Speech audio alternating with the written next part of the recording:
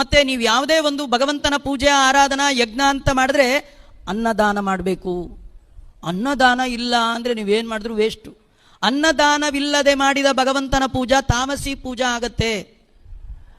ನೀವು ಊಟ ಹಾಕುವಾಗ 10 ಜನರಲ್ಲಿ ಒಬ್ಬ ಒಂದು ತುತ್ತನ್ನು ತೆಗೆದು ಭಗವಂತ ನೀನು ಪ್ರೀತನಾಗು ಅಂತ ಏಕಂ ಸದ್ವಿಪ್ರ ಬಹುಧಾ ವದಂತಿ, ಒಬ್ಬ ಉತ್ತಮನಾದವ ಅನುಸಂಧಾನ ಪೂರ್ವಕವಾಗಿ ಒಂದು ತುತ್ತು ಬಾಯಿಗೆ ಹಾಕೊಂಡ್ಬಿಟ್ರೆ ಆ ಸಹಸ್ರಾತ್ ಪಂಕ್ತಿಂ ಪುನಂತಿ, ಲಕ್ಷ ಲಕ್ಷ ಜನರು ತೃಪ್ತಿಪಟ್ಟಷ್ಟು ಫಲ ಬರುತ್ತಂತೆ. ಹಸಿದವನಿಗೆ ಒಂದು ತುತ್ತನ್ನು ಹಾಕಿದ್ರೆ ಮಹಾಪುಣ್ಯ ಇದೆ. ನಮ್ಮ ಅನ್ನದಾನದ ಶಬ್ದವೇ ಇಲ್ಲ, ಅದು ಪ್ರಯೋಜನ ಇಲ್ಲ. ಆಮೇಲೆ ಮಂತ್ರಹೀನಂ, ಮಂತ್ರವೇ ಇಲ್ಲ. ಕೆಲವರು ಮಾಡಿಸುವಾಗ ಶ್ರಾದ್ದಾದಿಗಳು ಮಾಡಿಸುವಾಗ ಮಂತ್ರವೇ ಹೇಳಲ್ಲ. ದೊನೆ ಎತ್ತಿ, ದೊನೆ ಮುಚ್ಚೆ, ನೀರು ಕುಡಿರಿ, ತೆಗೆದಿಡಿ, ಪಕ್ಕಕ್ಕಿಡಿ, ಇಷ್ಟೊಳಗೆ ಮುಗಿಸ್ಬಿಡ್ತಾರ್ರಿ. ಮಂತ್ರವೇ ಇಲ್ಲ, ಬರೀ ಕಾಮೆಂಟ್ರಿ ಒಳಗೆ ಕ್ಲಾಸ್. ಇದ್ದಾಳೆ, ಕೈ ತೊಳ್ಕೊಳ್ಳಿ, ಕಾಲು ನೀರು ಹಾಕೊಳ್ಳಿ, ಪ್ರೋಕ್ಷಣೆ ಮಾಡ್ಕೊಳ್ಳಿ, ದಕ್ಷಿಣ ಇಡಿ, ಮನೆಗೆ ಹೋಗ್ರಿ ಅಂತ ಇಷ್ಟೇ ಮುಗ್ದೇ ಹೋಯ್ತು ಕತೆ. ಇದೆಲ್ಲ ಶ್ರಾದ್ದ ಆಗತ್ತ. ಮಂತ್ರ